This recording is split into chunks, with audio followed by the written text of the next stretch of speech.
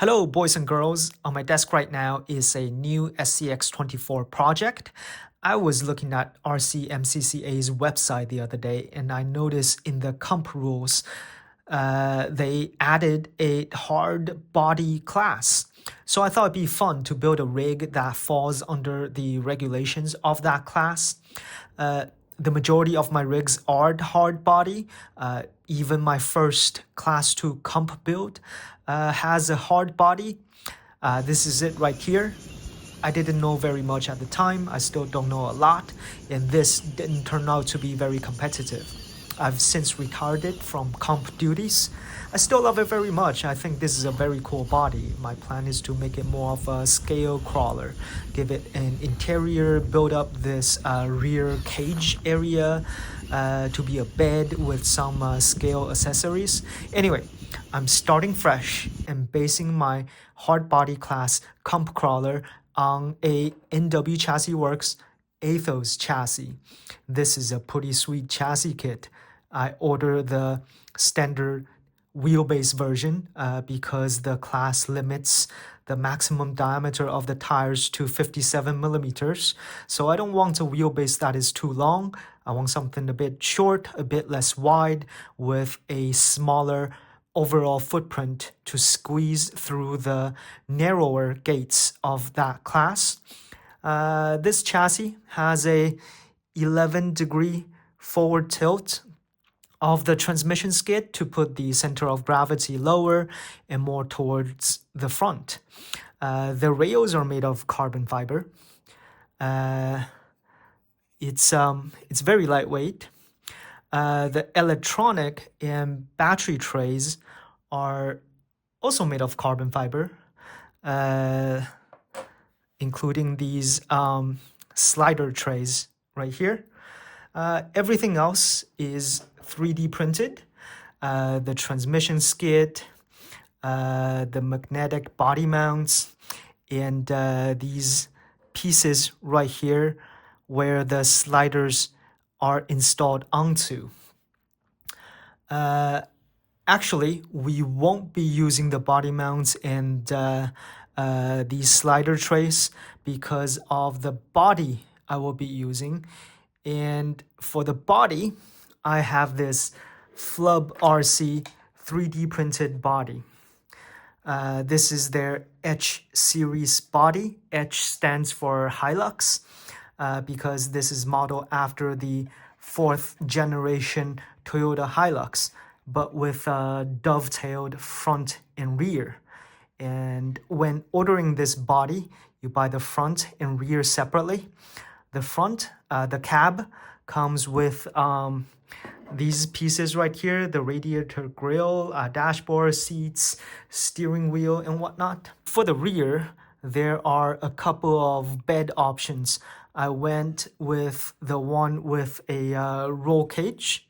You can also select what color the body is printed in. I selected this dark red color because I'll be putting on a few layers of paint and I'll sand it to expose the red underneath to simulate rust.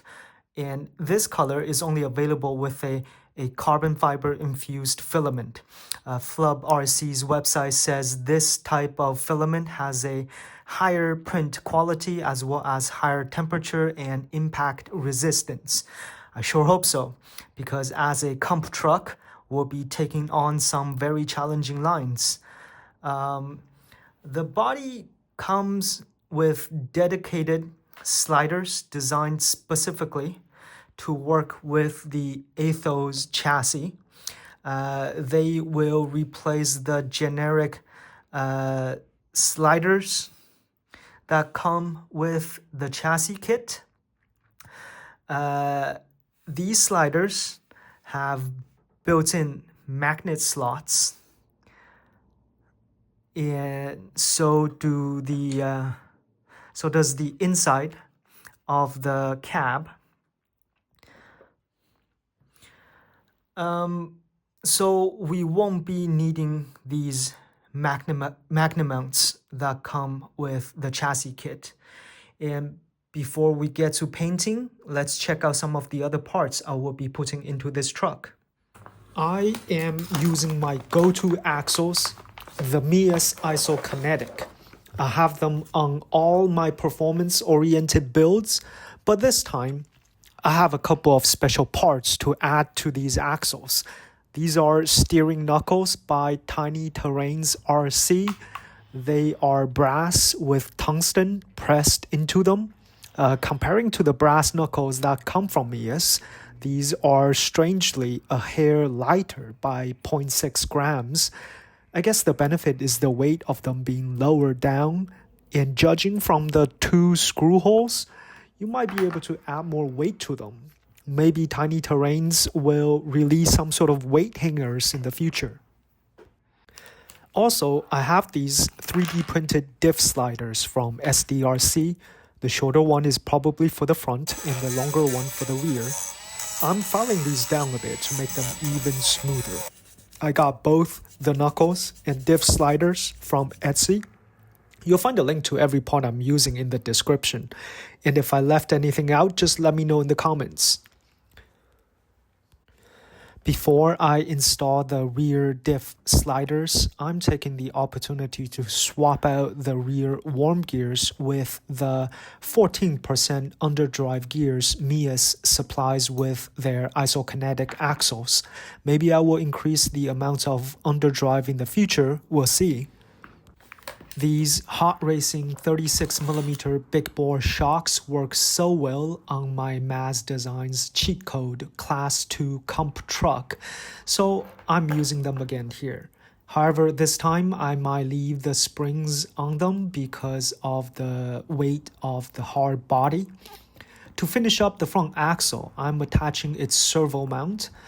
For steering duty, once again, I'm using a NSDRC RS100. I have the green edition this time.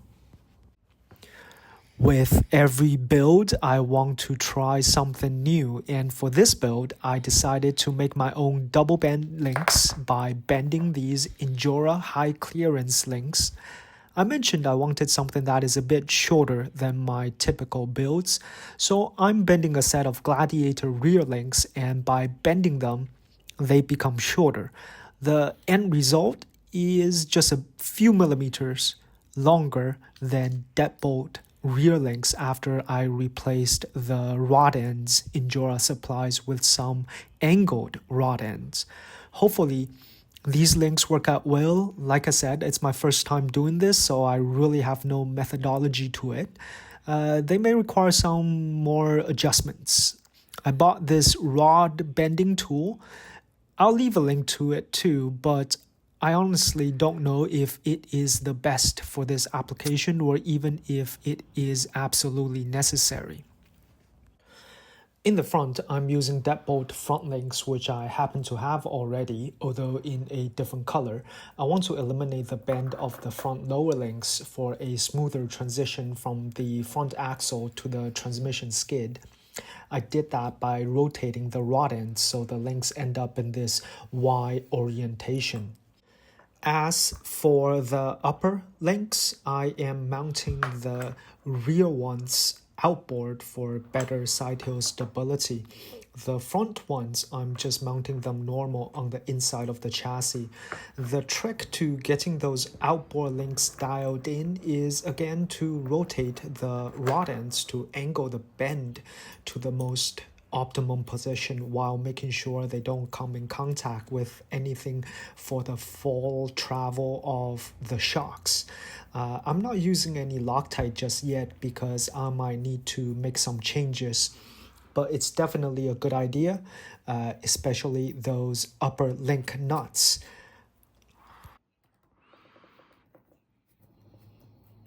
Alright, it's coming along really nicely. The links feel great, nothing is binding up.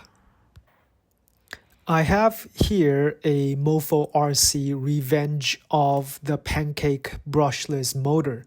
It's a 3400 kV, 12 slot, 14 pole outrunner motor. It's my first time experimenting with a Mofo motor. We'll see how it does. because I'm running outboard links, they reduce the amount of space I have for electronics on the sliders.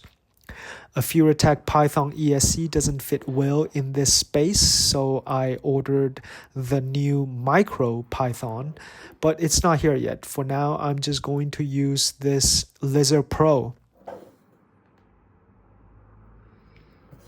I decided to remove the neon green cable sheath. I don't know, I just don't like how it looked, so I curled the servo wires instead.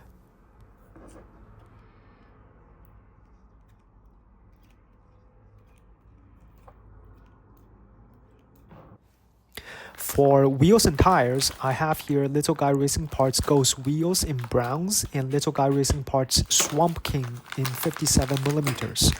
A lot of people recommend their black label tires, and I have a set of those on another truck. They do grip very well.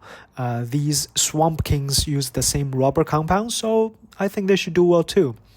As for inserts, I don't have anything fancy right now. I'm just using Injora's softer yellow silicone inserts. However, I am cutting off some of the supports to get them softer. Lastly, I'm installing a brass 3Flow9 RC roller bearing steering link. The hardbody class limits the tires to 57mm in diameter. A bit small, so I'm sure this roller bearing steering link would help, and also it adds a bit more weight towards the front end. Okay, we are ready to paint the body. I first put on a layer of light gray primer and then covered it with Tamiya's NATO green. I painted the roll bar silver and the bed flat black, and then I sanded the green to reveal the gray and dark red underneath. I was hoping the red would look like rust, but it doesn't. It's a bit too red and not enough brown.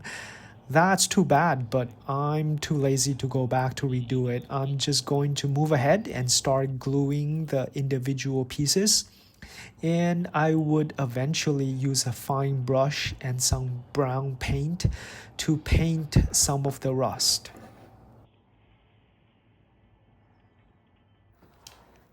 And this is how it looks when it's all done up. I'm not going to attach the seats for now because the FlySky receiver is a bit too big. I have a smaller receiver on the way. I should be able to get the seats in after that. I've added some scale accessories to the bed. The cooler was a gift from Carnage RC when I bought his Alien chassis. The propane tank is also a gift from 3Flow9 RC. The truck is done. Before we take it out and see how it performs, I'm going to do some tuning and adjustments with the body on, and then we'll head out to my favorite place by the coast to see whether it has what it takes to be competitive. Before we begin off camera, I added some ditch lights from DJ Crawlers. They are made for TRX4M Defender, but I think they look pretty good here. They give the exterior a bit more flair. I also added a rubber band to the Little Guy Racing Parts limiting strap bracket on the servo. Sadly, with this body, I don't get to take advantage of all the clearance I've created with my DIY double bend links, unless I start trimming away at the body, and that really isn't something I like to do. Well, despite that, I feel it crawls fantastic. I should have brought along my Class 2 truck to compare side by side, but I feel it can almost do everything that can do. Well, except for those steepest of climbs, those vertical ones, the shorter wheelbase does impact performance in that regard. That leads me to areas I like to improve. Firstly, I plan to extend the rear links a bit, maybe just unbend the rear links a tiny amount so I can tackle steeper climbs. The tires. Despite being the same competition compound as Little Guy Racing Parts black labels, these tires definitely aren't as good. I'll be switching to black labels for sure. I also plan on further softening the tire inserts. I'll cut off the entire outer rim. I'm thinking about removing the springs from the rear shocks. I don't think the weight of the hard body warrants having even the softer springs on the back, and maybe slightly more underdrive in the rear, not too much. I'll have to play around with the options that are available.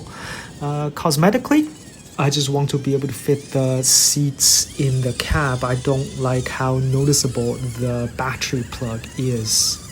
Oh yeah, the battery is a tiny 3S LiPo.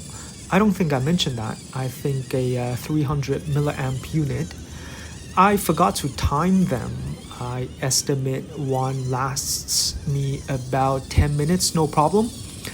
I don't have the ESC parameters optimized for the Mofo motor perfectly just yet, since I will be replacing it with a MicroPython when it gets in. All my comp rigs get the Python treatment for the higher voltage BEC to the steering servo. Other than these issues, I think we're off to a fairly good start. I had a lot of fun building this one. It was great to learn to bend my own links. I'm glad to have acquired a new skill. Hopefully you had fun following along on this build. Leave a comment if you have any questions or suggestions. Please also like and subscribe for more. I'm working on a TRX4M with a WT micro body right now. Stay tuned. Thank you for watching. Goodbye.